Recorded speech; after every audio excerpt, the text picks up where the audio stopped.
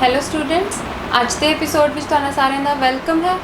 ਅੱਜ ਦੇ ਐਪੀਸੋਡ ਵਿੱਚ ਅਸੀਂ 10th ਕਲਾਸ ਦੀ ਸਾਇੰਸ ਦੇ second chapter that is acids, bases and salts ਨੂੰ ਕੰਟੀਨਿਊ ਕਰਨ ਜਾ ਰਹੇ ਹਾਂ। ਪਿਛਲੇ ਲੈਕਚਰ ਦੇ ਵਿੱਚ ਅਸੀਂ ਐਸਿਡ, ਬੇਸਿਸ ਤੇ ਸਾਲਟ ਦੀ ਸਭ ਤੋਂ ਪਹਿਲਾਂ ਬੇਸਿਕ ਜਾਣਕਾਰੀ ਪੜ੍ਹੀ ਸੀ ਕਿ ਸਾਡੀ ਬੇਸਿਕ ਧਾਰਨਾ ਕੀ ਹੁੰਦੀ ਹੈ ਜਦੋਂ ਅਸੀਂ ਐਸਿਡ, ਬੇਸਿਸ ਜਾਂ ਸਾਲਟ ਦੀਆਂ ਟਰਮਸ ਬਾਰੇ ਸੋਚਦੇ ਹਾਂ। ਫਿਰ ਉਸ ਤੋਂ ਬਾਅਦ ਅਸੀਂ ਐਸਿਡਸ ਤੇ ਬੇਸਿਸ ਦੇ ਕੁਝ ਕੈਮੀਕਲ ਪ੍ਰੋਪਰਟੀਜ਼ ਵੀ ਕੀਤੀਆਂ ਸੀ। ਠੀਕ ਹੈ, ਅਸੀਂ ਪੜ੍ਹਿਆ ਸੀ ਕਿ ਐਸਿਡਸ ਜਿਹੜੇ ਨੇ ਉਹ ਮੈਟਲ ਦੇ ਨਾਲ ਕਿੱਦਾਂ ਰਿਐਕਟ ਕਰਦੇ ਨੇ। ਅਸੀਂ ਕੀ ਦੇਖਿਆ ਸੀ, ਜਦੋਂ ਇੱਕ ਐਸਿਡ ਕਿਸੇ ਮੈਟਲ ਦੇ ਨਾਲ ਰਿਐਕਟ ਕਰਦਾ ਤਾਂ ਕੀ ਬਣਾਉਂਦਾ, ਸਾਲਟ ਤੇ ਵਾਟਰ ਹਾਈਡਰੋਜਨ ਗੈਸ ਰਿਲੀਜ਼ ਕਰਦਾ, ਸਾਲਟ ਤੇ ਹਾਈਡਰੋਜਨ ਗੈਸ ਰਿਲੀਜ਼ ਕਰਦਾ। ਉਸ ਤੋਂ ਬਾਅਦ ਅਸੀਂ ਦੇਖਿਆ ਸੀ ਕਿ ਜਦੋਂ ਕੋਈ ਐਸਿਡ ਮੈਟਲ ਕਾਰਬੋਨੇਟ ਜਾਂ ਬਾਈਕਾਰਬੋਨੇਟ ਦੇ ਨਾਲ ਰਿਐਕਟ ਕਰਦਾ, ਪਲੱਸ ਮੈਟਲ ਕਾਰਬੋਨੇਟ या बाइकार्बोनेट दे नाल रिएक्ट करता तां की बनता है, salt plus carbon dioxide plus water. उस तो बाद असीं देखिया सी कि जदों एसिड्स ते बेसिस आपस विच रिएक्ट करते हैं तां की बनता है, एसिड दी जदों असीं बेस दे नाल रिएक्शन कराई सी तां की बनिया सी, सॉल्ट ते वाटर। ठीक है, ये मेन तरह दियां जिहड़ियां एसिड्स ते बेसिस दियां मेन कैमिकल प्रॉपर्टीज़ ने कि वो मैटल्स दे नाल किद्दां रिएक्ट करते हैं, मैटल कार्बोनेट या बाइकार्बोनेट दे नाल किद्दां रिएक्ट करते हैं, या फिर एसिड ते बेस आपस विच किद्दां रिएक्ट करते हैं। ये उन्हां दियां बेसिक जिहड़ियां कैमिकल प्रॉपर्टीज़ हैं ये आपां पिछले लैक्चर दे विच डिस्कस कर चुके हैं। ठीक है, हुण असीं देखिआ कि जिहड़े एसिड्स ने सारे दे सारे एसिड्स मैटल के नाल रिएक्ट करके हाइड्रोजन गैस ਨੂੰ इवॉल्व कर रहे हैं।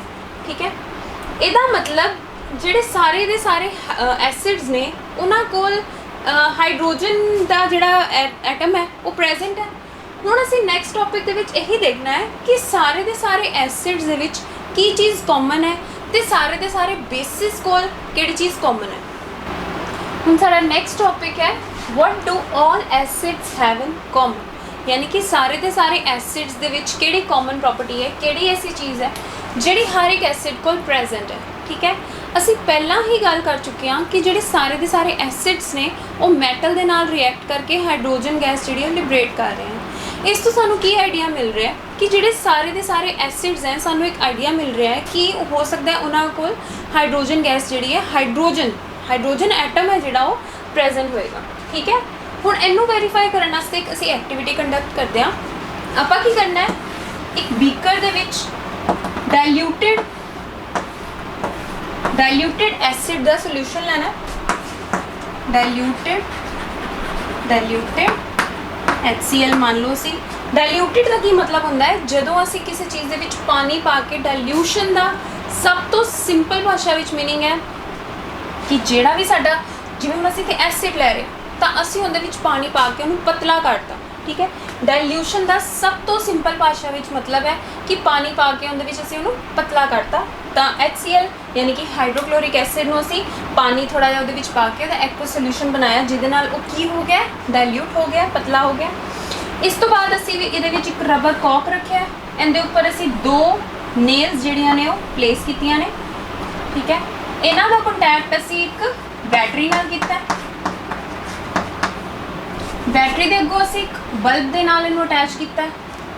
बल्ब तो बाद असी इत्थे एक स्विच लगाया तो अगेन इसकी कनैक्शन असी इहदे नाल दित्ती। ठीक है, देखो की है, ये नेल्स ने, ये तुहाडा बीकर है। Next we have this is rubber cock, this is battery, this is bulb, this is switch। ठीक है, this is diluted HCl, we have kept diluted HCl in this beaker।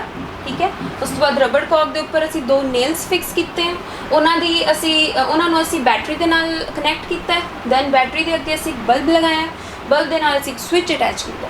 Again ਇਹਦੀ connection second nail ਦੇ ਨਾਲ। ਹੁਣ ਅਸੀਂ ਕੀ ਦੇਖਾਂਗੇ ਕਿ ਜਦੋਂ ਅਸੀਂ ਸਵਿਚ ਨੂੰ ਔਨ ਕਰਾਂਗੇ, ਸਵਿਚ ਔਨ ਕਰਨ ਦੇ ਨਾਲ ਜਿਹੜਾ ਸਰਕਿਟ ਪੂਰਾ ਕੰਪਲੀਟ ਹੋ ਜਾਏਗਾ। ਸਰਕਿਟ ਕੰਪਲੀਟ ਹੋਣ ਦੇ ਨਾਲ ਅਸੀਂ ਕੀ ਆਬਜ਼ਰਵ ਕਰਾਂਗੇ ਕਿ ਜਿਹੜਾ ਇਹ ਬਲਬ ਹੈ ਉਹ ਗਲੋ ਕਰਨ ਲੱਗ ਜਾਏਗਾ। ਹੁਣ ਇਹ ਬਲਬ ਕਿਉਂ ਗਲੋ ਕਰੇਗਾ? ਬਲਬ ਤਾਂ ਗਲੋ ਕਰੇਗਾ ਜਦੋਂ ਇਹ ਪੂਰੇ ਸਰਕਿਟ ਦੇ ਵਿੱਚ ਇਲੈਕਟ੍ਰਿਸਿਟੀ ਜਿਹੜੀ ਹੈ ਫਲੋ ਕਰੇਗੀ। ਇਲੈਕਟ੍ਰਿਸਿਟੀ ਫਲੋ ਕਰਨ ਦਾ ਕੀ ਮਤਲਬ ਹੈ? ਚਾਰजेस ਫਲੋ ਹੋ ਰਹੇ ਹੈ। ਚਾਰजेस ਫਲੋ ਕਦੋਂ ਹੁੰਦੇ ਹੈ? ਜਦੋਂ ਉਹਨਾਂ ਨੂੰ ਕੋਈ ਚਾਰਜ ਕੈਰੀਅਰ ਮਿਲਦਾ, ਚਾਰਜ ਨੂੰ ਕੈਰੀ ਕਰਕੇ ਕੋਈ ਲਿਜਾ ਰਿਹਾ। ਠੀਕ ਹੈ, ਇੱਥੋਂ ਸਾਨੂੰ ਕੀ ਪਤਾ ਲੱਗ ਰਿਹਾ ਕਿ ਜਿਹੜੇ ਐਸਿਡ ਹੈ, ਅਸੀਂ ਕਿਹੜਾ ਐਸਿਡ ਲਿਆ?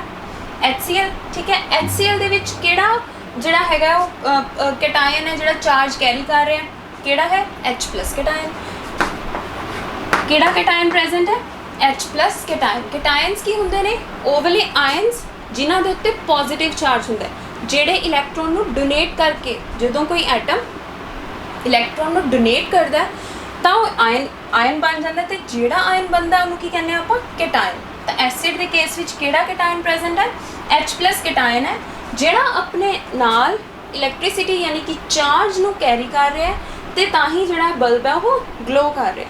ਇਸ ਤੋਂ ਸਾਨੂੰ ਕੀ ਪਤਾ ਲੱਗਦਾ ਹੈ ਕਿ ਇਸ ਕੇਸ ਦੇ ਵਿੱਚ ਚਾਰਜ ਕੈਰੀਅਰ ਕੌਣ ਹੈਗਾ? H+, ਯਾਨੀ ਕਿ ਐਸਿਡਸ ਦੇ ਕੇਸ ਦੇ ਵਿੱਚ ਕਿਹੜਾ ਚਾਰਜ ਕੈਰੀਅਰ ਪ੍ਰੈਜ਼ੈਂਟ ਹੁੰਦਾ ਹੈ? H+। ਇਸ ਤੋਂ ਸਾਨੂੰ ਕੀ ਪਤਾ ਲੱਗਦਾ ਹੈ ਕਿ ਜਿਹੜੇ ਐਸਿਡਸ ਨੇ ਉਹਨਾਂ ਸਾਰਿਆਂ ਵਿੱਚ H+ ਜਿਹੜਾ ਆਇਨ ਹੈ ਉਹ ਪ੍ਰੈਜ਼ੈਂਟ ਹੁੰਦਾ ਹੈ। ਸੋ ਸਾਰੇ ਐਸਿਡਸ ਦਾ ਕਾਮਨ ਕੈਟਾਇਨ ਕਿਹੜਾ ਹੈ? H+। ਠੀਕ ਹੈ, so this H+ is the common cation in all the acids. ਠੀਕ ਹੈ, ਚਾਹੇ ਤੁਸੀਂ ਕੇਸ ਲੈ ਲਓ HCl ਦਾ, that is ਹਾਈਡਰੋਕਲੋਰਿਕ ਐਸਿਡ, ਚਾਹੇ ਅਸੀਂ ਕੰਸੀਡਰ ਕਰ ਲਈਏ sulphuric acid, that is H2SO4, ਚਾਹੇ ਨਾਈਟ੍ਰਿਕ ਐਸਿਡ ਕੰਸੀਡਰ ਕਰ ਲਈਏ, ਸਾਰਿਆਂ ਵਿੱਚ ਕੀ ਹੈ ਜਿਹੜਾ ਕਾਮਨ ਆਇਨ ਕਿਹੜਾ? H+। ਠੀਕ ਹੈ, ਹੁਣ ਐਸੀ ਗੱਲ ਐਸਿਡਸ ਦੀ। ਠੀਕ ਹੈ, ਐਸਿਡ ਦੇ ਵਿੱਚ ਕੀ ਹੋਇਆ? ਜਿਹੜਾ ਐਸਿਡ ਸੀ ਉਹ ਡਿਸੋਸੀਏਟ ਹੋ ਗਿਆ, ਤੇ ਕਿਹੜਾ ਆਇਨ ਸਾਨੂੰ ਕਾਮਨ ਮਿਲਿਆ ਸਾਰਿਆਂ ਵਿੱਚ? H+। ਠੀਕ ਹੈ, this was the case of acids. Similar is in the case of bases. ਸਾਰੇ ਬੇਸਿਸ ਜਿਹੜੇ ਨੇ ਉਹ ਵੀ ਐਕਟੀਵਿਟੀ ਨੂੰ ਪੋਜ਼ਿਟਿਵਲੀ ਸ਼ੋ ਕਰਦੇ ਨੇ। ਬੇਸਿਸ ਵੀ ਜਿਹੜੇ ਨੇ, ਫੋਰ ਐਗਜ਼ਾਮਪਲ ਬੇਸ ਆਪਾਂ ਲੈ ਲੈਂਦੇ ਹਾਂ ਸੋਡੀਅਮ ਹਾਈਡਰੋਕਸਾਈਡ। ਜਦੋਂ ਇਹ ਪੂਰੀ ਐਕਟੀਵਿਟੀ ਅਸੀਂ ਸੋਡੀਅਮ ਹਾਈਡਰੋਕਸਾਈਡ ਦੇ ਨਾਲ ਪਰਫਾਰਮ ਕਰਾਂਗੇ ਤਾਂ ਅਗੇਨ ਜਿਹੜਾ ਬਲਬ ਹੈ ਉਹ ਗਲੋ ਕਰੇਗਾ। ਹੁਣ ਇਹ ਸਾਰੇ ਬੇਸਿਸ ਦੇ ਵਿੱਚ ਸਾਨੂੰ ਕਿਹੜਾ ਕਾਮਨ ਆਇਨ ਮਿਲੇਗਾ? That is OH- ion, that is hydroxide ion. ਇਹਦਾ ਮਤਲਬ ਕੀ ਹੈ ਕਿ ਸਾਰੇ ਬੇਸਿਸ ਦੇ ਵਿੱਚ ਕੀ ਕਾਮਨ ਆਇਨ ਹੈ? OH- ion, that is hydroxide ion. ਤੇ ਸਾਰੇ ਐਸਿਡਸ ਦੇ ਵਿੱਚ ਕਿਹੜਾ ਕਾਮਨ ਆਇਨ ਹੈ? H+ ion. So these are the common ions in case of acids and base. In case of acids, the common ion is H+ ion, and in case of bases, the common ion is OH- ion, that is hydroxide ion. ਚਾਹੇ ਤੁਸੀਂ NaOH, that is sodium hydroxide the case ਲੈ ਲਓ, calcium hydroxide ਦਾ case ਲੈ ਲਓ, potassium hydroxide ਦਾ case ਲੈ ਲਓ। ਠੀਕ ਹੈ, any base you take, the common ion present here is hydroxide ion. So ਬੱਚੇ ਸਾਡਾ next topic ਹੈ acids and bases in water solution। ਯਾਨੀ ਕਿ ਜਦੋਂ ਐਸਿਡਸ ਤੇ ਬੇਸਿਸ ਵਾਟਰ ਦੇ ਕੰਟੈਕਟ ਵਿੱਚ ਆਉਂਦੇ ਆ ਤਾਂ ਉਹਨਾਂ ਨਾਲ ਕੀ ਹੁੰਦਾ ਹੈ, ਉਹਨਾਂ ਤੇ ਕੀ ਇੰਪੈਕਟ ਪੈਂਦਾ ਹੈ। ਬੱਚੇ ਅਸੀਂ ਪਿਛਲੀ ਜਿਹੜੀ ਐਕਟੀਵਿਟੀ ਪਰਫਾਰਮ ਕੀਤੀ ਹੈ ਜਿਹਦੇ ਵਿੱਚ ਅਸੀਂ ਲਿੱਤਾ ਸੀ ਇੱਕ ਡਾਇਲੂਟਡ ਸੋਲਿਊਸ਼ਨ ਲਿੱਤਾ ਸੀ ਐਸਿਡ ਦਾ, HCl ਦਾ। ਅਸੀਂ ਕਿਹਾ ਸੀ ਕਿ ਜਿਹੜਾ ਉਹ ਹੈ ਸੋਲਿਊਸ਼ਨ ਹੈ ਉਹ ਇਲੈਕਟ੍ਰਿਸਿਟੀ ਨੂੰ ਕੰਡਕਟ ਕਰ ਰਿਹਾ। ਠੀਕ ਹੈ, ਅਸੀਂ ਕੀ ਕਿਹਾ ਸੀ ਕਿ ਜਿਹੜਾ HCl ਹੈ ਇਨ ਦੈਟ ਐਕਟੀਵਿਟੀ ਉਹ ਟੁੱਟ ਗਿਆ ਆਪਣੇ ਆਇਨਸ ਦੇ ਵਿੱਚ। ਤਾਂ ਹੀ ਇੱਥੋਂ ਅਸੀਂ ਗੱਲ ਕੀਤੀ ਨਾ ਕਿ ਉਹ H+ ਆਇਨ ਹੈ ਜਿਹੜਾ ਉਹ ਸਾਨੂੰ ਹਰ ਇੱਕ ਐਸਿਡ ਹੈ ਉਹ ਕਾਮਨ ਆ ਰਿਹਾ ਸਭ ਦੇ ਵਿੱਚ। ਠੀਕ ਹੈ, ਇਹਦਾ ਮਤਲਬ HCl ਕੀ ਹੈ? ਉਹ ਡਿਸੋਸੀਏਟ ਹੋਇਆ। ਡਿਸੋਸੀਏਟ ਮੀਨਿੰਗ ਕੀ ਹੈ ਕਿ ਉਹ ਟੁੱਟ ਗਿਆ ਆਪਣੇ ਕੰਪੋਨੈਂਟਸ ਦੇ ਵਿੱਚ, ਯਾਨੀ ਕਿ H+ ਤੇ Cl- ਆਇਨ ਦੇ ਵਿੱਚ ਹੈ, ਡਿਸੋਸੀਏਟ ਹੋ ਗਿਆ, ਡੀਕੰਪੋਜ਼ ਹੋ ਗਿਆ। ਹੁਣ ਬੱਚੇ ਇੱਕ ਗੱਲ ਤੁਸੀਂ ਧਿਆਨ ਨਾਲ ਇੱਥੇ ਸਮਝਣੀ ਹੈ ਕਿ ਅਸੀਂ ਕਨਸੈਪਟ ਕੀਤਾ ਸੀ ਇੰਡੀਕੇਟਰਸ ਦਾ। ਇੰਡੀਕੇਟਰਸ ਦੇ ਕਨਸੈਪਟ ਅੰਦਰ ਅਸੀਂ ਕੀ ਕੀਤਾ ਸੀ ਕਿ ਜਿਹੜੇ ਵੀ ਕੁਝ ਸਪੈਸੀਫਿਕ ਸਬਸਟੈਂਸਿਸ ਹੁੰਦੇ ਨੇ ਉਹ ਐਸਿਡ ਜਾਂ ਬੇਸ ਦੇ ਕੰਟੈਕਟ ਵਿੱਚ ਆਉਣ 'ਤੇ ਆਪਣੀ ਸਮੈਲ ਜਾਂ ਆਪਣਾ ਕਲਰ ਚੇਂਜ ਕਰ ਲੈਂਦੇ ਹਨ। ਸਭ ਤੋਂ ਵਾਈਡਲੀ ਨੋਨ ਤੇ ਵਾਈਡਲੀ ਯੂਜ਼ਡ ਜਿਹੜਾ ਇੰਡੀਕੇਟਰ ਹੈ ਨਾ ਉਹ ਹੈ ਲਿਟਮਸ ਟੈਸਟ ਹੈ ਜਿਹੜਾ ਉਹ ਲੈਬ ਦੇ ਵਿੱਚ ਬਹੁਤ ਹੀ ਕਾਮਨ, ਬਹੁਤ ਹੀ ਆਮ ਤੌਰ 'ਤੇ ਕੀਤਾ ਜਾਂਦਾ। ਠੀਕ ਹੈ, ਤੇ ਅਸੀਂ ਲਿਟਮਸ ਟੈਸਟ ਦੇ ਨਾਲ ਇੱਕ ਇਲਸਟ੍ਰੇਸ਼ਨ ਵੀ ਕੱਲ ਸੋਲਵ ਕੀਤੀ ਸੀ ਕਿ ਤਿੰਨ ਚੀਜ਼ਾਂ ਨੇ ਆਪਣੇ ਕੋਲ ਡਿਫਰੈਂਟ ਇੱਕ ਦਾ ਬਿਹੇਵੀਅਰ ਨਿਊਟਰਲ ਹੈ, ਇੱਕ ਦਾ ਐਸਿਡਿਕ ਹੈ, ਇੱਕ ਦਾ ਬੇਸਿਕ ਹੈ। ਅਸੀਂ ਸਿਰਫ ਇੱਕ ਤਰ੍ਹਾਂ ਦੇ ਲਿਟਮਸ ਸੋਲਿਊਸ਼ਨ ਦੇ ਨਾਲ ਅਸੀਂ ਤਿੰਨਾਂ ਨੂੰ ਆਈਡੈਂਟੀਫਾਈ ਕਰ ਲਿਆ ਸੀ। ਹੁਣ ਤੁਸੀਂ ਕੀ ਦੇਖਣਾ ਹੈ ਕਿ ਅਗਰ ਇਹ HCl ਮੇਰੇ ਕੋਲ ਵਾਟਰ ਵਾਲਾ ਨਹੀਂ ਹੈ, ਡਰਾਈ HCl ਹੈ, ਵਾਟਰ ਸੋਲਿਊਸ਼ਨ ਦੇ ਵਿੱਚ ਮਤਲਬ ਉਹਦਾ ਐਕੁਅਸ ਸੋਲਿਊਸ਼ਨ ਮੇਰੇ ਕੋਲ ਨਹੀਂ ਹੈ, ਡਰਾਈ HCl ਹੈ, ਡਰਾਈ HCl ਗੈਸ ਹੈ, ਤਾਂ ਉਹ ਲਿਟਮਸ ਟੈਸਟ ਜਿਹੜਾ ਉਹ ਨਹੀਂ ਦੇਗੀ, ਉਹ ਯਾਨੀ ਕਿ ਬਲੂ ਲਿਟਮਸ ਨੂੰ ਰੈੱਡ ਨਹੀਂ ਕਰੇਗੀ। ਐਸਿਡਸ ਦੇ ਕੇਸ ਵਿੱਚ ਅਸੀਂ ਇਹੀ ਟੈਸਟ ਕੀਤਾ ਸੀ ਕਿ ਜਿਹੜੇ ਬਲੂ ਲਿਟਮਸ ਨੂੰ ਐਸਿਡਸ ਕੀ ਹੁੰਦੇ ਨੇ, ਉਹ ਕੀ ਕਰ ਦਿੰਦੇ ਨੇ, ਰੈੱਡ ਕਰ ਦਿੰਦੇ ਨੇ। ਲੇਕਿਨ ਅਗਰ ਮੇਰੇ ਕੋਲ ਡਰਾਈ HCl ਹੈ, ਉਹ ਕੀ ਕਰੇਗਾ, ਬਲੂ ਲਿਟਮਸ ਨੂੰ ਰੈੱਡ ਨਹੀਂ ਕਰੇਗਾ। ਹੁਣ ਲਿਟਮਸ ਟੈਸਟ ਸਾਨੂੰ ਕੌਣ ਦਿੰਦਾ ਐਸਿਡ ਦੇ ਕੇਸ ਵਿੱਚ, ਇਹ ਵਾਲਾ H+ ਆਇਨ। ਐਸਿਡ ਦੇ ਕਿਸੇ ਵੀ ਐਸਿਡ ਦੇ ਕੇਸ ਵਿੱਚ ਜਿਹੜਾ ਲਿਟਮਸ ਟੈਸਟ ਦਾ ਰਿਜ਼ਲਟ ਸਾਨੂੰ ਦੇਣਾ ਹੈ ਉਹ ਇਸ ਆਇਨ ਨੇ ਦੇਣਾ ਹੈ। ਔਰ ਇਹ ਆਇਨ ਸਾਨੂੰ ਕਦੋਂ ਮਿਲੇਗਾ, ਉਦੋਂ ਹੀ ਮਿਲੇਗਾ ਜਦੋਂ ਇਹ ਜਿਹੜਾ ਐਸਿਡ ਹੈ ਉਹ ਵਾਟਰ ਦੇ ਪ੍ਰੈਜ਼ੈਂਸ ਦੇ ਵਿੱਚ ਐਕੁਅਸ ਸੋਲਿਊਸ਼ਨ ਦੇ ਵਿੱਚ ਆਪਣੇ ਕਨਸਟੀਟਿਊਐਂਟ ਆਇਨਸ ਦੇ ਵਿੱਚ ਡਿਸੋਸੀਏਟ ਹੋਏਗਾ। ਠੀਕ ਹੈ, ਅਗਰ ਵਾਟਰ ਐਕੁਅਸ ਸੋਲਿਊਸ਼ਨ ਸਾਡੇ ਕੋਲ ਨਹੀਂ ਹੈ, ਡਰਾਈ HCl ਹੈ, ਤਾਂ ਇਸ ਡਿਸੋਸੀਏਸ਼ਨ ਸਾਡੀ ਨਹੀਂ ਹੋਏਗੀ ਤੇ ਇਹ ਡਿਸੋਸੀਏਸ਼ਨ ਨਾ ਹੋਣ ਦੀ ਵਜ੍ਹਾ ਨਾਲ ਇਹ ਜਿਹੜਾ HCl ਹੈ ਉਹ ਸਾਨੂੰ ਲਿਟਮਸ ਟੈਸਟ ਵੀ ਨਹੀਂ ਦੇਗਾ, ਇੰਡੀਕੇਟਰ ਵੀ ਸਾਨੂੰ ਨਹੀਂ ਦੱਸ ਪਾਏਗਾ ਕਿ ਜਿਹੜਾ ਸਾਡਾ ਗਿਵਨ ਸਬਸਟੈਂਸ ਹੈ ਉਹ ਕੀ ਹੈ, ਐਸਿਡ ਹੈ ਜਾਂ ਬੇਸ ਹੈ। ਠੀਕ ਹੈ, ਇਹਦਾ ਮਤਲਬ ਕੀ ਹੈ ਕਿ ਜਿਹੜਾ ਡਿਸੋਸੀਏਸ਼ਨ ਹੈਗੀ ਹੈ ਐਸਿਡ ਦੀ ਉਹ ਉਦੋਂ ਹੀ ਹੋਏਗੀ ਜਦੋਂ ਅਸੀਂ ਉਹਦਾ ਐਕੁਅਸ ਸੋਲਿਊਸ਼ਨ ਲਵਾਂਗੇ, ਐਕੁਅਸ ਯਾਨੀ ਕਿ ਪਾਣੀ ਵਾਲਾ ਸੋਲਿਊਸ਼ਨ ਲਵਾਂਗੇ।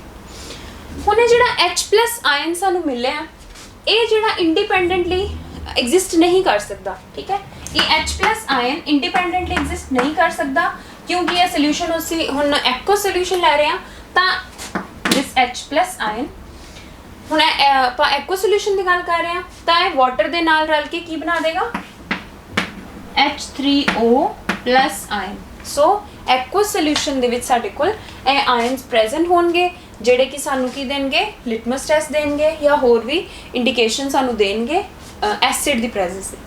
ਇਸੇ ਤਰ੍ਹਾਂ ਅਸੀਂ ਗੱਲ ਕਰੀਏ ਬੇਸ ਦੀ, ਬੇਸ ਵੀ ਜਦੋਂ ਅਸੀਂ ਵਾਟਰ ਸੋਲਿਊਸ਼ਨ ਲਵਾਂਗੇ ਤਾਂ ਉਹ ਵੀ ਆਪਣੇ ਕਨਸਟੀਟਿਊਐਂਟ ਆਇਨਸ ਦੇ ਵਿੱਚ ਜਿਹੜਾ ਹੈਗਾ ਉਹ ਡਿਸੋਸੀਏਟ ਹੋ ਜਾਏਗਾ। ਠੀਕ ਹੈ, ਸੋ ਇਹਨਾਂ ਦੀ ਡਿਸੋਸੀਏਸ਼ਨ ਵਾਸਤੇ, ਇਹਨਾਂ ਦੇ ਡਿਫਰੈਂਟ ਇੰਡੀਕੇਟਰਸ ਦੇ ਟੈਸਟ ਵਾਸਤੇ ਇਹਨਾਂ ਦਾ ਵਾਟਰ ਵਾਲਾ ਸੋਲਿਊਸ਼ਨ ਯਾਨੀ ਕਿ ਐਕੁਅਸ ਸੋਲਿਊਸ਼ਨ ਹੋਣਾ ਜ਼ਰੂਰੀ ਹੈ, ਤਾਂ ਹੀ ਸਾਨੂੰ ਪਤਾ ਲੱਗੇਗਾ ਕਿ ਇਹ ਜਿਹੜੇ ਨੇ ਡਿਸੋਸੀਏਟ ਹੋ ਰਹੇ ਨੇ ਤੇ ਸਾਨੂੰ ਅਲੱਗ-ਅਲੱਗ ਤਰ੍ਹਾਂ ਦੇ ਟੈਸਟ ਸ਼ੋ ਕਰ ਰਹੇ ਨੇ। ਠੀਕ ਹੈ, so this is the case when what happens when an acid or base reacts with water solution.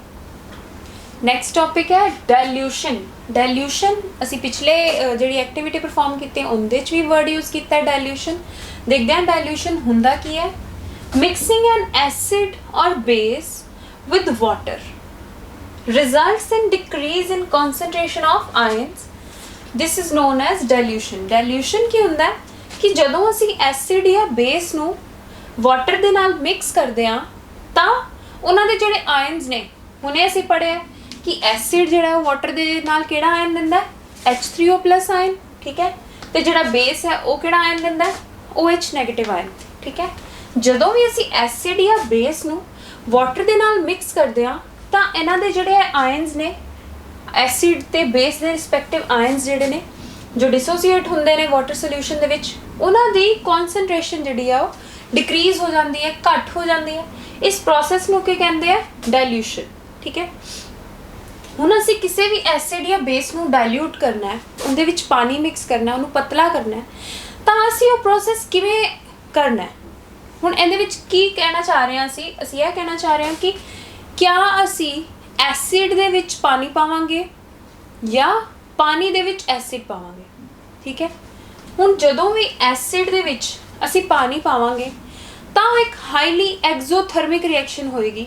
Exothermic reaction ਅਸੀਂ ਪੜ੍ਹ ਚੁੱਕੇ ਹਾਂ ਚੈਪਟਰ 1 ਦੇ ਵਿੱਚ, ਅਸੀਂ ਕੀਤਾ ਸੀ ਉਹਦੇ ਵਿੱਚ ਟਾਈਪਸ ਆਫ ਕੈਮੀਕਲ ਇਕੁਏਸ਼ਨਸ, ਉਹਦੇ ਵਿੱਚ ਆਇਆ ਸੀ ਐਗਜ਼ੋਥਰਮਿਕ ਰਿਐਕਸ਼ਨਸ। ਐਗਜ਼ੋਥਰਮਿਕ ਰਿਐਕਸ਼ਨਸ ਕਿਹੜੀਆਂ ਹੁੰਦੀਆਂ ਨੇ, ਉਹ ਵਾਲੀਆਂ ਰਿਐਕਸ਼ਨਸ ਜਿਨ੍ਹਾਂ ਦੇ ਪ੍ਰੋਡਕਟਸ ਦੇ ਨਾਲ ਨਾਲ ਕੁਛ ਅਮਾਊਂਟ ਆਫ ਹੀਟ ਵੀ ਨਿਕਲਦੀ ਹੈ, એનર્ਜੀ ਨਿਕਲਦੀ ਹੈ, ਉਹਨਾਂ ਨੂੰ ਅਸੀਂ ਕੀ ਕਹਿੰਦੇ ਆ, ਐਗਜ਼ੋਥਰਮਿਕ ਰਿਐਕਸ਼ਨਸ। ਤੇ ਜਿਹੜੀ ਐਸਿਡ ਤੇ ਬੇਸ ਦੀ ਵਾਟਰ ਦੇ ਨਾਲ ਰਿਐਕਸ਼ਨ ਹੈ, these reactions are highly exothermic reactions. ਸੋ ਅਗਰ ਅਸੀਂ ਇੱਕ ਐਸਿਡ ਦੇ ਕੰਟੇਨਰ ਦੇ ਵਿੱਚ, ਇੱਕ ਬੀਕਰ ਹੈ ਉਹਦੇ ਵਿੱਚ ਐਸਿਡ ਹੈ, ਉਹਦੇ ਵਿੱਚ ਅਗਰ ਅਸੀਂ ਵਾਟਰ ਪਾ ਰਹੇ ਹਾਂ ਤਾਂ ਹਾਈਲੀ ਐਗਜ਼ੋਥਰਮਿਕ ਰਿਐਕਸ਼ਨ ਉੱਥੇ ਟੇਕ ਪਲੇਸ ਕਰ ਰਹੀ ਹੈ, ਜਿਹਦੀ ਵਜ੍ਹਾ ਨਾਲ ਕੀ ਹੋ ਰਿਹਾ ਹੈ, ਟੈਂਪਰੇਚਰ ਬਹੁਤ ਜ਼ਿਆਦਾ ਰਾਈਜ਼ ਕਰ ਰਿਹਾ ਹੈ ਤੇ ਜਿਹੜਾ ਐਸਿਡ ਹੈ ਉਹ ਟੈਂਪਰੇਚਰ ਰਾਈਜ਼ ਹੋ ਕੇ ਉਹ ਸਪਲੈਸ਼ ਆਊਟ ਕਰ ਸਕਦਾ ਹੈ ਸਾਡੇ ਉੱਪਰ। ਇਸ ਲਈ ਸਾਨੂੰ ਕਦੇ ਵੀ ਐਸਿਡ ਦੇ ਕੰਟੇਨਰ ਦੇ ਵਿੱਚ ਵਾਟਰ ਨੂੰ ਮਿਕਸ ਨਹੀਂ ਕਰਨਾ ਚਾਹੀਦਾ। ਇੰਸਟੈਡ ਆਫ ਦੈਟ ਆਪਾਂ ਨੂੰ ਕੀ ਕਰਨਾ ਚਾਹੀਦਾ, ਸਾਨੂੰ ਇੱਕ ਵਾਟਰ ਦੇ ਕੰਟੇਨਰ ਦੇ ਵਿੱਚ ਸਲੋਲੀ ਐਸਿਡ ਨੂੰ ਐਡ ਕਰਨਾ ਚਾਹੀਦਾ ਵਾਈਲ ਕੌਨਸਟੈਂਟ ਸਟਰਿੰਗ। ਐਸਿਡ ਵਾਟਰ ਦਾ ਕੰਟੇਨਰ ਲੈ ਕੇ, ਬੀਕਰ ਦੇ ਵਿੱਚ ਵਾਟਰ ਲੈ ਕੇ ਉਹਦੇ ਵਿੱਚ ਅਸੀਂ ਥੋੜਾ ਅਮਾਊਂਟ ਆਫ ਐਸਿਡ ਪਾਈ ਜਾਣਾ ਤੇ ਨਾਲ ਅਸੀਂ ਉਸ ਸੋਲਿਊਸ਼ਨ ਨੂੰ ਸਟਰ ਕਰੀ ਜਾਣਾ ਤਾਂ ਕਿ ਜਿਹੜਾ ਉਹ ਹੀਟ ਹੈ ਇਸ ਹੱਦ ਤੱਕ ਨਾ ਪਹੁੰਚੇ ਕਿ ਉਹ ਜਿਹੜਾ ਸੋਲਿਊਸ਼ਨ ਉੱਥੇ ਫਾਰਮ ਹੋ ਰਿਹਾ ਉਹ ਸਾਡੇ ਉੱਤੇ ਸਪਲੈਸ਼ ਆਊਟ ਕਰ ਜਾਏ। ਇਸ ਲਈ we should always add acid to the container of water with constant stirring. Next topic is how strong are acids or bases. ਕਿਵੇਂ ਪਤਾ ਲੱਗੇ ਸਾਨੂੰ ਕਿ ਕੋਈ ਐਸਿਡ ਜਾਂ ਬੇਸ ਕਿੰਨਾ ਸਟਰੋਂਗ ਹੈ, ਠੀਕ ਹੈ। ਇਹ ਚੀਜ਼ ਹੁਣ ਅਸੀਂ ਇਸ ਆਰਟੀਕਲ ਦੇ ਵਿੱਚ ਫਾਈਂਡ ਕਰਨੀ ਹੈ। ਐਸਿਡ ਜਾਂ ਬੇਸ ਦੀ ਸਟਰੈਂਥ ਨੂੰ ਫਾਈਂਡ ਕਰਨ ਵਾਸਤੇ ਸਭ ਤੋਂ ਪਹਿਲਾਂ ਸਾਨੂੰ ਪਤਾ ਹੋਣਾ ਚਾਹੀਦਾ ਹੈ ਕਿ ਐਸਿਡ ਦੀ ਕਾਮਨ ਪ੍ਰੋਪਰਟੀ ਕੀ ਹੈ ਤੇ ਬੇਸ ਦੀ ਕਾਮਨ ਪ੍ਰੋਪਰਟੀ ਕੀ ਹੈ। ਐਸਿਡ ਦੇ ਵਿੱਚ ਸਾਨੂੰ ਪਤਾ ਹੈ ਕਿਹੜਾ ਕਾਮਨ ਆਇਨ ਹੈ, H+ ਆਇਨ ਹੈ ਨਾ, ਐਂਡ ਬੇਸਿਸ ਦੇ ਵਿੱਚ ਕਿਹੜਾ ਕਾਮਨ ਆਇਨ ਹੈ, hydroxide ion, that is OH negative ion. ਹੁਣ ਇਸੇ ਚੀਜ਼ ਦੇ ਉੱਪਰ ਇਹਨਾਂ ਦੀ ਸਟਰੈਂਥ ਹੈ ਜਿਹੜੀ ਉਹ ਬੇਸਡ ਹੈ। ਜਿਹੜੇ ਐਸਿਡ ਦੇ ਵਿੱਚ H+ ਆਇਨ ਦੀ ਕੌਨਸੈਂਟ੍ਰੇਸ਼ਨ ਜਿੰਨੀ ਜ਼ਿਆਦਾ ਹੋਏਗੀ ਉਨਾ ਹੀ ਉਹ ਐਸਿਡ ਹੈ ਜਿਹੜਾ ਉਹ ਸਟਰੋਂਗ ਹੋਏਗਾ। ਤੇ ਸਿਮਿਲਰਲੀ ਅਗਰ ਕਿਸੇ ਐਸਿਡ ਦੇ ਵਿੱਚ H+ ਆਇਨਸ ਦੀ ਜਿਹੜੀ ਕੌਨਸੈਂਟ੍ਰੇਸ਼ਨ ਹੈ ਉਹ ਘੱਟ ਹੈ ਤਾਂ ਉਹ ਐਸਿਡ ਕੀ ਹੋਏਗਾ, ਵੀਕ ਐਸਿਡ ਮੰਨਿਆ ਜਾਏਗਾ। ਮੰਨ ਲਓ ਸਾਡੇ ਕੋਲ ਦੋ ਐਸਿਡਸ ਹੈ, ਇੱਕ ਐਸਿਡ ਦੇ ਵਿੱਚ H+ ਆਇਨਸ ਦੀ ਕੌਨਸੈਂਟ੍ਰੇਸ਼ਨ ਜ਼ਿਆਦਾ ਹੈ ਤਾਂ ਅਸੀਂ ਉਹਨੂੰ ਕਹਾਂਗੇ ਸਟਰੋਂਗ ਐਸਿਡ, ਤੇ ਦੂਸਰੇ ਅਗਰ ਐਸਿਡ ਦੇ ਵਿੱਚ H+ ਆਇਨਸ ਦੀ ਕੌਨਸੈਂਟ੍ਰੇਸ਼ਨ ਘੱਟ ਹੈ comparatively to the first acid ਤਾਂ ਉਹਨੂੰ ਅਸੀਂ ਕੀ ਕਹਾਂਗੇ, weak acid. Similar is in the case of basis. ਅਗਰ ਕਿਸੇ ਬੇਸ ਦੇ ਵਿੱਚ OH ਨੈਗੇਟਿਵ ਆਇਨਸ ਦੀ ਜਿਹੜੀ ਕੌਨਸੈਂਟ੍ਰੇਸ਼ਨ ਹੈ ਉਹ ਜ਼ਿਆਦਾ ਹੈ ਤਾਂ ਅਸੀਂ ਉਹਨੂੰ ਕੀ ਕਹਾਂਗੇ, ਸਟਰੋਂਗ ਬੇਸ। ਤੇ ਅਗਰ ਉਹਦੇ ਵਿੱਚ ਕਿਸੇ ਬੇਸ ਦੇ ਵਿੱਚ OH ਨੈਗੇਟਿਵ ਆਇਨਸ ਦੀ ਕੌਨਸੈਂਟ੍ਰੇਸ਼ਨ ਘੱਟ ਹੈ ਤਾਂ ਅਸੀਂ ਉਹਨੂੰ ਕੀ ਕਹਾਂਗੇ, ਵੀਕ ਬੇਸ। ਹੁਣ ਅਸੀਂ ਇਹਨਾਂ ਦੀ ਸਟਰੈਂਥ ਨੂੰ ਮੈਜ਼ਰ ਕਰਨ ਵਾਸਤੇ ਇੱਕ ਯੂਜ਼ ਕਰਦੇ ਹਾਂ scale, that is pH scale. pH scale ਕੀ ਕੰਮ ਹੈ ਇਹਦਾ, ਕਿਵੇਂ ਕੰਮ ਕਰਦਾ ਹੈ। pH ਸਕੇਲ ਜਿਹੜਾ ਹੈ ਉਹ ਸਾਨੂੰ ਡਿਫਰੈਂਟ ਕਲਰ ਦੀਆਂ ਰੀਡਿੰਗਸ ਦਿੰਦਾ ਹੈ according to the concentration of H+ ions. H+ ions ਦੀ ਡਿਫਰੈਂਟ ਕੌਨਸੈਂਟ੍ਰੇਸ਼ਨ ਵਾਸਤੇ ਸਾਨੂੰ ਉਹ ਡਿਫਰੈਂਟ ਕਲਰ ਦੀਆਂ ਰੀਡਿੰਗਸ ਦਿੰਦਾ ਹੈ। ਇਹਦੀਆਂ ਕਲਰ ਦੀਆਂ ਰੀਡਿੰਗਸ ਹੈ ਜਿਹੜੀਆਂ ਉਹ 0 to 14 ਚੱਲਦੀਆਂ ਨੇ। ਤੇ ਕਿਵੇਂ ਇਹ ਸਕੇਲ ਹੁੰਦਾ ਹੈ ਉਹ ਅਸੀਂ ਦੇਖ ਲੈਂਦੇ ਹਾਂ। ਇਹਦੇ pH ਦੇ ਵਿੱਚ ਜਿਹੜਾ P ਵਰਡ ਹੈ ਇਹ ਸਟੈਂਡ ਕਰਦਾ ਹੈ ਵਰਡ ਪੋਟੈਂਸ ਵਾਸਤੇ। P ਸਟੈਂਡਸ ਫॉर ਪੋਟੈਂਸ, ਜਿਹਦਾ ਮੀਨਿੰਗ ਹੁੰਦਾ ਹੈ ਪਾਵਰ, ਯਾਨੀ ਕਿ ਕਿੰਨੀ ਇਸ ਐਸਿਡ ਜਾਂ ਬੇਸ ਦੀ ਪਾਵਰ। ਹੁਣ ਇਹ ਸਕੇਲ ਹੈ ਜਿਹੜਾ pH ਸਕੇਲ, ਇਹਦੀ ਸਟਰਕਚਰ ਕਿਸ ਤਰ੍ਹਾਂ, 0 to 14 ਤੱਕ ਅਸੀਂ ਪੜ੍ਹਿਆ ਹੈ, ਦੇਖ ਚੁੱਕੇ ਹਾਂ ਕਿ ਇਹਦੀ ਰੀਡਿੰਗ ਹੈ, ਠੀਕ ਹੈ। ਸੋ 0 ਤੋਂ ਲੈ ਕੇ 14 ਤੱਕ ਇਸ ਸਕੇਲ ਨੇ ਸਾਨੂੰ ਰੀਡਿੰਗਸ ਦੇਣੀਆਂ ਨੇ, ਠੀਕ ਹੈ। ਇਹਦੇ ਇਨ ਬਿਟਵੀਨ ਕੀ ਪੁਆਇੰਟ ਹੈ, 7, ਠੀਕ ਹੈ। ਹੁਣ ਇਹਦੇ ਲੈਫਟ ਹੈਂਡ ਸਾਈਡ ਤੇ ਕੀ ਹੈ, increasing concentration of H+। ਜਿੰਨੀ H+ ਦੀ ਕੌਨਸੈਂਟ੍ਰੇਸ਼ਨ ਜ਼ਿਆਦਾ ਹੋਏਗੀ ਉਹ ਇਹਦੇ ਲੈਫਟ ਸਾਈਡ ਤੇ ਲਾਈ ਕਰਨਗੇ ਤੇ ਇੱਧਰ ਵਾਲੀ ਸਾਈਡ ਨੂੰ decreasing concentration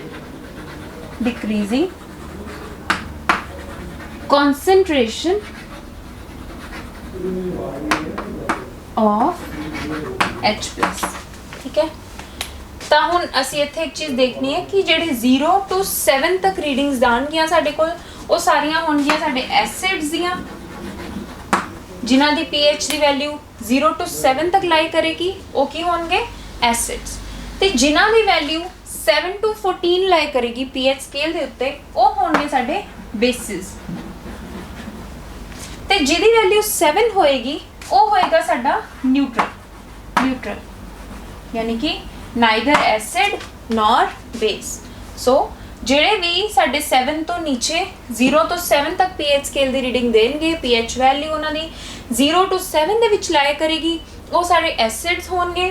7 ਤੋਂ 14 ਤੱਕ ਜਿਨ੍ਹਾਂ ਦੀ pH ਵੈਲਿਊ ਹੋਏਗੀ ਉਹ ਸਾਰੇ ਬੇਸਿਸ ਹੋਣਗੇ।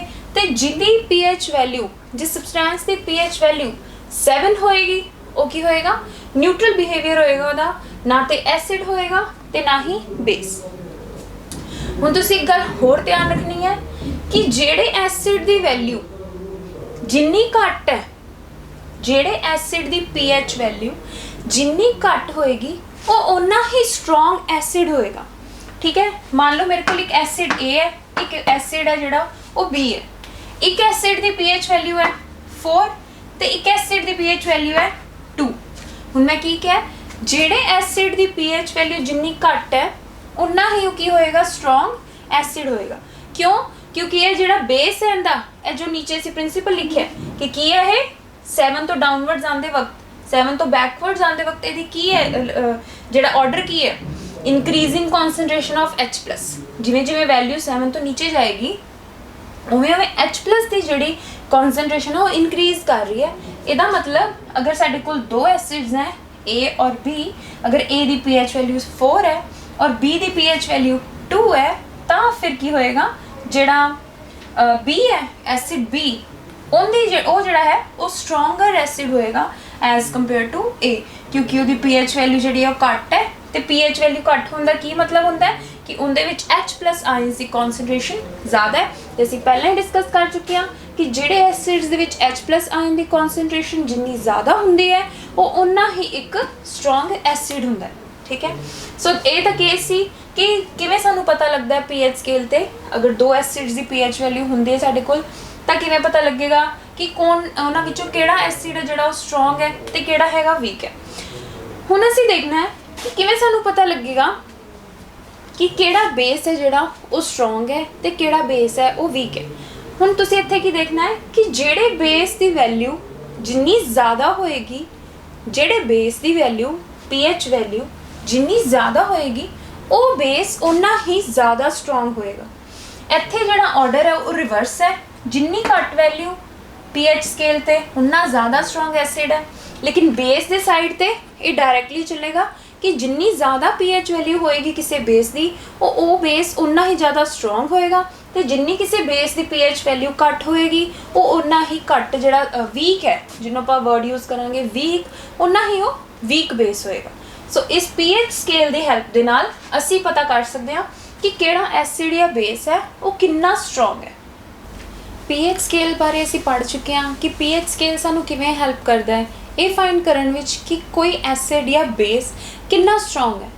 तो बच्चे हुण असी देखना है कि इस pH की साडी डेली लाइफ दे विच की इंपॉर्टेंस है। चलो let's have a look.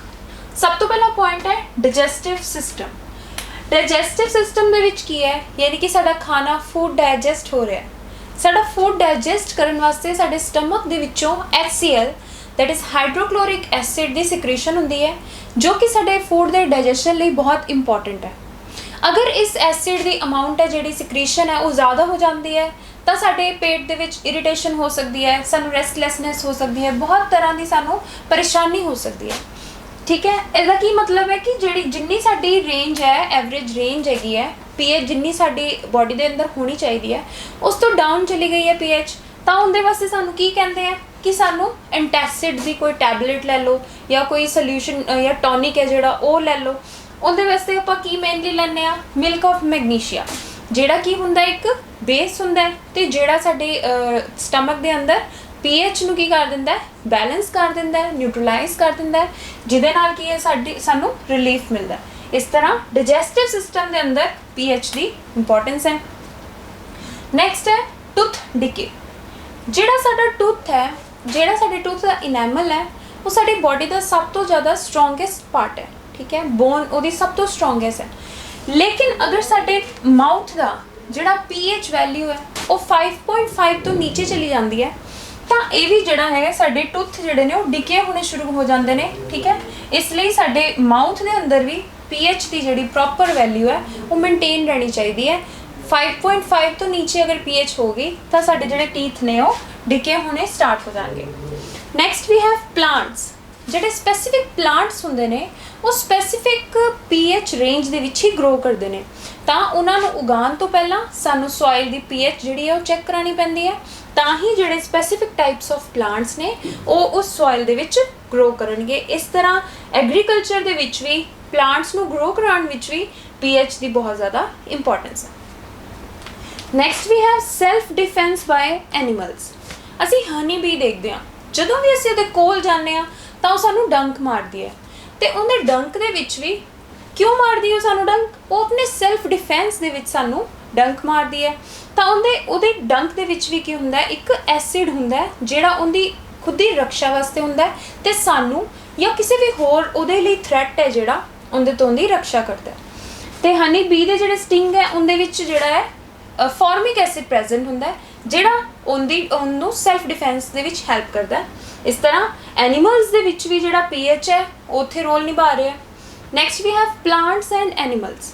Plants ਤੇ ਐਨੀਮਲਸ ਦੀ ਜਿਹੜੀ ਬੇਸਿਕ ਫੰਕਸ਼ਨਿੰਗ ਹੈ ਉਹ ਇੱਕ ਸਪੈਸੀਫਿਕ ਪੀਐਚ ਰੇਂਜ ਦੇ ਵਿੱਚ ਹੀ ਲਾਇਆ ਕਰਦੀ ਹੈ, ਦੈਟ ਇਜ਼ 7 to 7.8।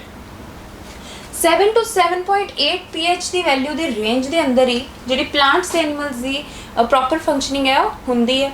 ਹੁਣ ਅਗਰ ਸਾਡੀ ਜਿਹੜਾ ਵਾਟਰ ਹੈ, ਰੇਨ ਵਾਟਰ ਹੈ, ਅਗਰ ਅਸੀਂ ਕੰਸੀਡਰ ਕਰੀਏ ਰੇਨ ਵਾਟਰ ਦੀ ਅਗਰ ਪੀਐਚ ਦੀ ਵੈਲਿਊ 5.5 ਜਾਂ 5.6 ਤੋਂ ਨੀਚੇ ਚਲੀ ਜਾਂਦੀ ਹੈ ਤਾਂ ਉਸ ਰੇਨ ਨੂੰ ਐਸਿਡ ਰੇਨ ਮੰਨਿਆ ਜਾਂਦਾ। ਹੁਣ ਜਿਹੜਾ ਐਸਿਡ ਰੇਨ ਦਾ ਪਾਣੀ ਹੈ ਉਹ ਰਿਵਰਸ 'ਚ ਫਲੋ ਕਰੇਗਾ, ਸੀ 'ਚ ਫਲੋ ਕਰੇਗਾ, ਤੇ ਫਿਰ ਇਹਦਾ ਮਤਲਬ ਕੀ ਹੈ, ਵਾਟਰ ਬੋਡੀਜ਼ 'ਚ ਚਲਾ ਗਿਆ। ਇਸ ਤਰ੍ਹਾਂ ਉਹ ਇਕੁਐਟਿਕ ਲਾਈਫ ਨੂੰ ਹਾਰਮ ਕਰ ਰਿਹਾ। ਉਹਦੇ ਮਤਲਬ ਉਹ ਰਿਵਰ ਦੇ ਵਿੱਚ ਜਾਂ ਪੌਂਡ ਦੇ ਵਿੱਚ ਜਾਂ ਸੀ ਦੇ ਵਿੱਚ ਰਹਿਣ ਵਾਲੇ ਜਿਹੜੇ ਜੀਵ ਜੰਤੂ ਨੇ ਉਹਨਾਂ ਨੂੰ ਵੀ ਉਹ ਹਾਰਮ ਕਰ ਰਿਹਾ। ਕਿਉਂ? ਕਿਉਂਕਿ ਉਹਦੀ ਪੀਐਚ ਵੈਲਿਊ ਘੱਟ ਹੈ, ਯਾਨੀ ਕਿ ਉਹਦਾ ਐਸਿਡਿਕ ਬਿਹੇਵੀਅਰ ਸ਼ੋ ਹੋ ਰਿਹਾ ਤੇ ਉਹ ਪਲਾਂਟਸ ਤੇ ਐਨੀਮਲਸ ਨੂੰ ਵੀ ਅਫੈਕਟ ਕਰਦਾ। ਇਸ ਤਰ੍ਹਾਂ ਅਸੀਂ ਦੇਖ ਸਕਦੇ ਹਾਂ ਕਿ ਜਿਹੜਾ ਪੀਐਚ ਹੈ ਉਹ ਸਿਰਫ ਇੱਕ ਲੈਬੋਰੇਟਰੀ ਦੇ ਵਿੱਚ ਯੂਜ਼ ਹੋਣ ਵਾਲੀ ਟਰਮ ਨਹੀਂ ਹੈ। ਸਾਡੀ ਲਾਈਫ ਦੇ ਅਲੱਗ-ਅਲੱਗ ਪਾਰਟਸ ਦੇ ਵਿੱਚ ਜਿਨ੍ਹਾਂ ਨੂੰ ਅਸੀਂ ਆਮ ਤੌਰ 'ਤੇ ਬੜੀ ਆਸਾਨੀ ਨਾਲ ਦੇਖ ਲੈਂਦੇ ਹਾਂ, ਉਹਨਾਂ ਅਲੱਗ-ਅਲੱਗ ਪਾਰਟਸ ਦੇ ਵਿੱਚ ਵੀ ਇਹਦਾ ਬਹੁਤ ਜ਼ਿਆਦਾ ਸਿਗਨੀਫਿਕੈਂਸ ਹੈ। ਆਮ ਤੌਰ 'ਤੇ ਦੇਖੋ ਸਾਡੀ ਆਪਣੀ ਬੋਡੀ ਦੇ ਅੰਦਰ ਪੀਐਚ ਯੂਜ਼ ਹੋ ਰਿਹਾ, ਡਾਈਜੈਸਟਿਵ ਸਿਸਟਮ, ਟੁੱਥ ਡਿਕੇ, ਸਾਡੀ ਆਪਣੀ ਖੁਦ ਦੀ ਗੱਲ ਹੋ ਰਹੀ ਹੈ।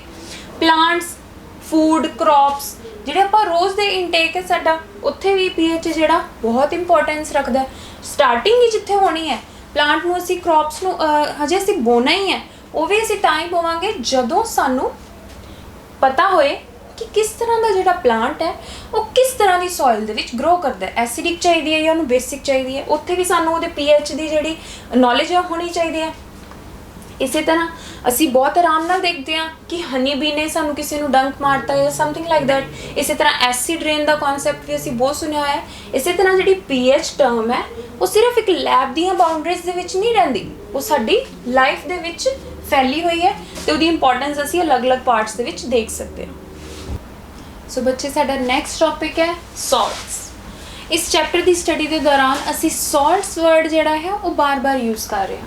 ਕਿੱਥੇ ਅਸੀਂ ਸੌਲਟ ਪੜ੍ਹੇ ਆ? ਸਭ ਤੋਂ ਪਹਿਲਾਂ ਜਦੋਂ ਅਸੀਂ ਐਸਿਡ ਦੀ ਮੈਟਲ ਨਾਲ ਰਿਐਕਸ਼ਨ ਕਰਾਈ ਹੈ ਤਾਂ ਵੀ ਅਸੀਂ ਕੀ ਕਿਹਾ ਕਿ ਸੌਲਟ ਫਾਰਮ ਹੋ ਰਿਹਾ ਹੈ ਨਾ। ਸਭ ਤੋਂ ਪਹਿਲਾਂ ਅਸੀਂ ਕੀ ਪੜ੍ਹਿਆ ਕਿ ਜਦੋਂ ਐਸਿਡ ਹੈ ਮੈਟਲ ਦੇ ਨਾਲ ਰਿਐਕਟ ਕਰਦਾ ਤਾਂ ਸੌਲਟ ਤੇ ਹਾਈਡਰੋਜਨ ਗੈਸ ਫਾਰਮ ਕਰ ਰਿਹਾ, ਤਾਂ ਸਭ ਤੋਂ ਪਹਿਲਾਂ ਅਸੀਂ ਇੱਥੇ ਸੌਲਟ ਵਰਡ ਹੈ ਜਿਹੜਾ ਉਹ ਯੂਜ਼ ਕੀਤਾ। ਉਸ ਤੋਂ ਬਾਅਦ ਅਗੇਨ ਅਸੀਂ ਬਹੁਤ ਹੀ important concept, the concept of neutralization ਦੇ ਵਿੱਚ ਸੌਲਟ ਵਰਡ ਜਿਹੜਾ ਹੈ ਯੂਜ਼ ਕੀਤਾ। ਕਿਵੇਂ ਕਿ ਜਦੋਂ ਇੱਕ ਐਸਿਡ ਇੱਕ ਬੇਸ ਦੇ ਨਾਲ ਰਿਐਕਸ਼ਨ ਕਰਦਾ ਤਾਂ ਕੀ ਫਾਰਮ ਹੁੰਦਾ ਹੈ? ਸੌਲਟ ਤੇ ਵਾਟਰ। ਠੀਕ ਹੈ, कहने की मतलब है कि जोड़ा इस चैप्टर की स्टडी के दौरान असी सॉल्ट वर्ड नूं बार बार यूज़ करते आ रहे हैं। हुण असी इन्हां सॉल्ट्स नूं ही होर अच्छी तरह नाल होर अगे डीपली स्टडी करांगे। सो सॉल्ट्स की स्टडी दे विच पहला कॉन्सैप्ट आंदा है pH ऑफ सॉल्ट्स। सॉल्ट्स की pH हुंदी है। सब तो पहला देखो सॉल्ट फॉर्मेशन की सब तो इंपॉर्टेंट रिएक्शन केड़ी है? Neutralisation reaction.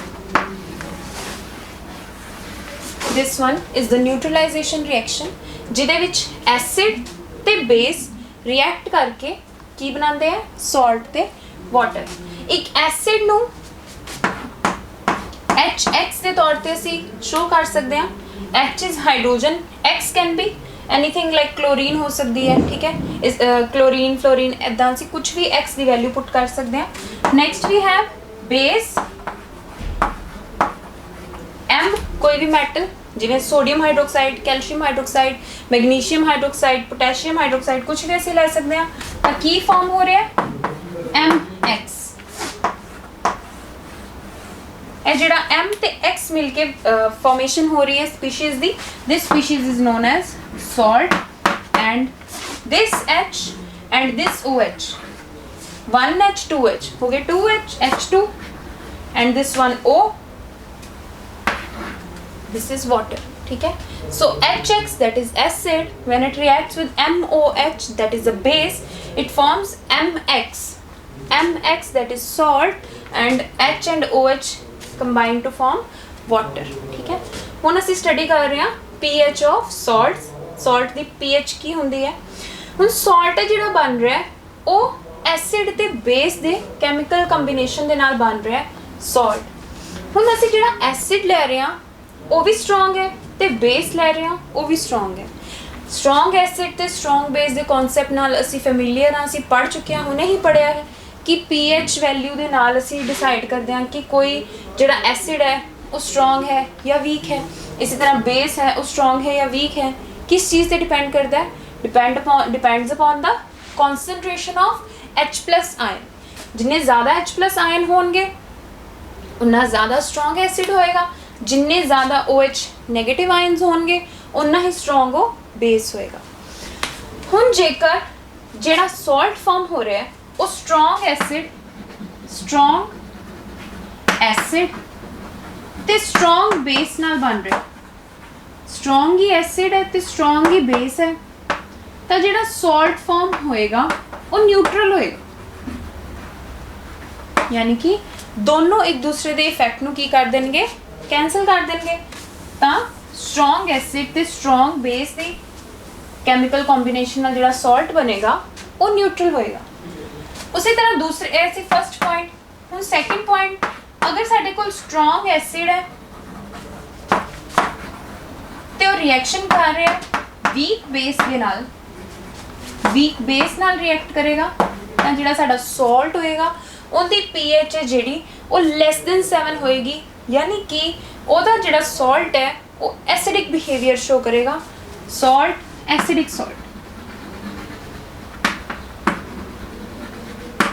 एंड अगर एक वीक एसिड रिएक्ट कर रहा है स्ट्रॉन्ग बेस दे नाल तां जिहड़ा सॉल्ट फॉर्म होएगा इस केस दे विच वो किहड़ा होएगा बेसिक नेचर होएगी साडे सॉल्ट दी, ठीक है। एसिडिक सॉल्ट है यानी कि इहदी जिहड़ी pH वैल्यू होएगी वो लैस देन 7 होएगी, ठीक है। यही रेंज आपां पढ़ी है ना कि जो एसिड्स होंगे ने उन्हों की रेंज की है 0 to 7, यानी कि स्ट्रॉन्ग एसिड तो वीक बेस के कॉम्बीनेशन जो सॉल्ट बन रहा है उनकी pH वैल्यू जी 7 तो लैस होएगी, यानी कि एसिडिक सॉल्ट बन रहा है। ऑन दी अदर हैंड जो वीक एसिड स्ट्रॉन्ग बेस के नाल रिएक्शन कर रहा है तो बेसिक सॉल्ट बन रहा है। इस केस में यदि pH की होएगी मोर देन 7 होएगी। मोर देन 7 असी pH की उदों ही रेंज पढ़ी सी जो किहड़ा सबसटेंस अंडर ऑब्जर्वेशन होंदा वो की होंदा है बेसिक होंदा है। सो जदों भी pH जदों असीं हुण pH पढ़ रहे हैं सॉल्ट्स की तो जो स्ट्रॉन्ग एसिड तो स्ट्रॉन्ग बेस की रिएक्शन होएगी तो न्यूट्रल सॉल्ट बनेगा, ठीक है। तो जो स्ट्रॉन्ग एसिड वीक बेस की रिएक्शन होएगी तो एसिडिक सॉल्ट बनेगा जिहदी pH वैल्यू 7 तो लैस होएगी। एंड जो वीक एसिड स्ट्रॉन्ग बेस के नाल रिएक्ट करेगा तो एक बेसिक सॉल्ट बनेगा जिहदी pH वैल्यू 7 तो मोर होएगी। सो बच्चे इसी टॉपिक के रिलेटेड आप एक क्वेश्चन देखते हैं। Do basic solutions have H+ ions? If yes then why are they basic? कह रहा है कि क्या बेसिक सॉल्यूशंस दे विच भी H+ आयंस होंदे हैं? अगर होंदे हैं तो फिर उन्होंने आप बेसिक क्यों कहने? हाँ बिल्कुल बेसिक सॉल्यूशंस दे विच भी H+ आयंस होंदे ने, लेकिन फिर भी असीं उन्होंने बेसिक इसलिए कहने क्योंकि ਉਹਨਾਂ ਦੇ ਵਿੱਚ H+ ਆਇਨ ਦੀ ਕਨਸੈਂਟ੍ਰੇਸ਼ਨ OH ਨੈਗੇਟਿਵ ਆਇਨ ਦੀ ਕਨਸੈਂਟ੍ਰੇਸ਼ਨ ਤੋਂ ਬਹੁਤ ਜ਼ਿਆਦਾ ਘੱਟ ਹੁੰਦੀ ਹੈ। ਯਾਨੀ ਕਿ ਬੇਸਿਕ ਸੋਲੂਸ਼ਨ ਦੇ ਵਿੱਚ H+ ਆਇਨਸ ਵੀ ਨੇ ਤੇ OH ਨੈਗੇਟਿਵ ਆਇਨਸ ਵੀ ਨੇ, ਲੇਕਿਨ H+ ਆਇਨਸ ਦੀ ਜਿਹੜੀ ਕਨਸੈਂਟ੍ਰੇਸ਼ਨ ਹੈ ਉਹ OH ਨੈਗੇਟਿਵ ਆਇਨਸ ਦੀ ਕਨਸੈਂਟ੍ਰੇਸ਼ਨ ਤੋਂ ਬਹੁਤ ਜ਼ਿਆਦਾ ਘੱਟ ਹੈ, ਲੈਸ ਹੈ। ਇਸ ਲਈ ਉਹਨਾਂ ਦਾ ਜਿਹੜਾ ਬਿਹੇਵੀਅਰ ਸ਼ੋ ਹੁੰਦਾ ਹੈ ਉਹ ਕਿਹੜਾ ਸ਼ੋ ਹੁੰਦਾ ਹੈ? Basic solution, basic behaviour. ਠੀਕ ਹੈ। ਸੋ ਨੈਕਸਟ ਕੁਐਸਚਨ ਵੀ ਹੈ, why does distilled water not conduct electricity? distilled water ਹੈ ਜਿਹੜਾ ਉਹ ਇਲੈਕਟ੍ਰਿਸਿਟੀ ਨੂੰ ਕੰਡਕਟ ਕਿਉਂ ਨਹੀਂ ਕਰਦਾ? ਦੇਖੋ, ਜਦੋਂ ਵੀ ਇਲੈਕਟ੍ਰਿਸਿਟੀ ਕਦੋਂ ਕੰਡਕਟ ਹੁੰਦੀ ਹੈ? ਜਦੋਂ ਸਾਡੇ ਕੋਲ ਕੋਈ ਨਾ ਕੋਈ ਇਲੈਕਟ੍ਰਿਸਿਟੀ ਨੂੰ ਕੈਰੀ ਕਰਨ ਵਾਸਤੇ ਚਾਰਜ ਕੈਰੀਅਰਸ ਹੋਣ। ਯਾਨੀ ਕਿ ਜਿਹੜਾ ਡਿਸਟਿਲਡ ਵਾਟਰ ਹੈ ਉਹਦੇ ਵਿੱਚ ਕੋਈ ਕਿਸੇ ਤਰ੍ਹਾਂ ਦੀ ਇੰਪਿਉਰਿਟੀ ਨਹੀਂ ਹੈ, ਕਿਸੇ ਤਰ੍ਹਾਂ ਦੀ ਆਇਨਿਕ ਸਪੀਸ਼ੀਜ਼ ਨਹੀਂ ਹੈ। ਹੁਣ ਕੋਈ ਇੰਪਿਉਰਿਟੀ ਨਹੀਂ ਹੈ, ਕੋਈ ਆਇਨਿਕ ਸਪੀਸ਼ੀਜ਼ ਨਹੀਂ ਹੈ, ਤਾਂ ਇਹਦਾ ਮਤਲਬ ਕੀ ਹੈ? ਉਹਦੇ ਕੋਲ ਚਾਰਜ ਨੂੰ ਕੈਰੀ ਕਰਨ ਵਾਸਤੇ, ਇਲੈਕਟ੍ਰਿਸਿਟੀ ਨੂੰ ਕੈਰੀ ਕਰਨ ਵਾਸਤੇ ਕੋਈ ਸਪੀਸ਼ੀਜ਼ ਹੈ ਹੀ ਨਹੀਂ। ਔਨ ਦੀ ਅਦਰ ਹੈਂਡ, ਅਗਰ ਡਿਸਟਿਲਡ ਵਾਟਰ ਦੀ ਪਲੇਸ 'ਤੇ ਅਸੀਂ ਐਗਜ਼ਾਮਪਲ ਲਈਏ ਰਿਵਰ ਵਾਟਰ ਦੀ, ਰੇਨ ਵਾਟਰ ਹੈ ਨਾ, ਤਾਂ ਫਿਰ ਕੀ ਹੋਏਗਾ? ਜਿਹੜਾ ਰਿਵਰ ਵਾਟਰ ਹੈ ਉਹਦੇ ਵਿੱਚ ਬਹੁਤ ਸਾਰੀਆਂ ਆਇਨਿਕ ਸਪੀਸ਼ੀਜ਼ ਜਿਹੜੀਆਂ ਨੇ ਉਹ ਡਿਜ਼ੋਲਵਡ ਹੁੰਦੀਆਂ, ਜਿਹਦੀ ਵਜ੍ਹਾ ਨਾਲ ਕੀ ਹੈ ਉਹਦੇ ਵਿੱਚ ਸਾਨੂੰ ਚਾਰਜ ਕੈਰੀਅਰਸ ਅਵੇਲੇਬਲ ਹੁੰਦੇ ਆ। ਇਸ ਲਈ ਜਿਹੜਾ ਰਿਵਰ ਵਾਟਰ ਹੈ ਉਹ ਇਲੈਕਟ੍ਰਿਸਿਟੀ ਕੰਡਕਟ ਕਰਦਾ ਹੈ, ਤੇ ਕਿਸੇ ਵੀ ਤਰ੍ਹਾਂ ਦੀ ਆਇਨਿਕ ਸਪੀਸ਼ੀਜ਼ ਦੀ ਐਬਸੈਂਸ ਹੋਣ ਦੀ ਵਜ੍ਹਾ ਨਾਲ ਜਿਹੜਾ ਡਿਸਟਿਲਡ ਵਾਟਰ ਹੈ ਉਹ ਇਲੈਕਟ੍ਰਿਸਿਟੀ ਨੂੰ ਕੰਡਕਟ ਨਹੀਂ ਕਰਦਾ।